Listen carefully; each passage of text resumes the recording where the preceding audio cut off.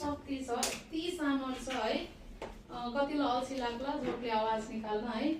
जति सक्नुहुन्छ नि तपाईँले परमेश्वरको महिमाको निम्ति कराउनुहोस्। आमेन। कराउनुहोस्। किन भन्दाखेरि जब हामीले बाइबलमा के छ, इतिहास हामी जब वचनलाई पढ्छौँ, जब यहोशूहरू चाहिँ कहाँ गएको छ, यरियोको पर्खाल, यरियोलाई चाहिँ आक्रमण गर्नु जब गएको छ नि, त्यो टाइममा जाँदै गर्दा नि परमेश्वरले के भनेको छ, तिमीहरूले केही पनि नगर भनेको छ। बुझ्नुभयो नि। उनीहरूले चाहिँ हरेक दिन के गर्थ्यो त, एक राउन्ड लाउँथ्यो।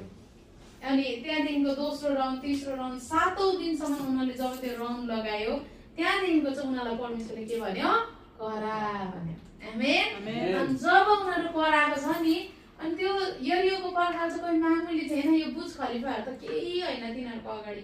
बुझ्नुभयो नि। यो बुर्ज खलिफालाई के भन्छ त, कि मतलब यस्तो खालको टाइपले बनाएको छ अरे कि, हुरी बतास या यस्तो सुनामी आयो भने पनि त्यसको मतलब त्यसलाई के यति साह्रो बेन्ड हुने अथवा त केही नहुने त्यस्तो बनाएको छ अरे। तर त्यो यरियोको पर्खाल चाहिँ नि राजाहरू बस्ने ठाउँहरू हो।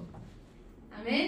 अनि त्यो ठाउँ चाहिँ यति साह्रो कि त्यहाँ चाहिँ त्यो यरियोको पर्खाल चाहिँ यति साह्रो ठुलो थियो कि त्यहाँ चाहिँ 4वटा 5वटा रथ कुद्छ भन्थे कि, रथ कुद्न सक्छ त्यतिको चौडाइ लम्बाइ त कता हो कता हेर्दै है। अनि त्यो चाहिँ मानिसको बलले नसक्ने कुरा थियो। हालेलुया।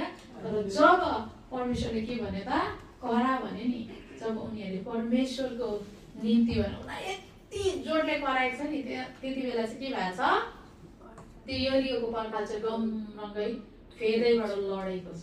आमेन।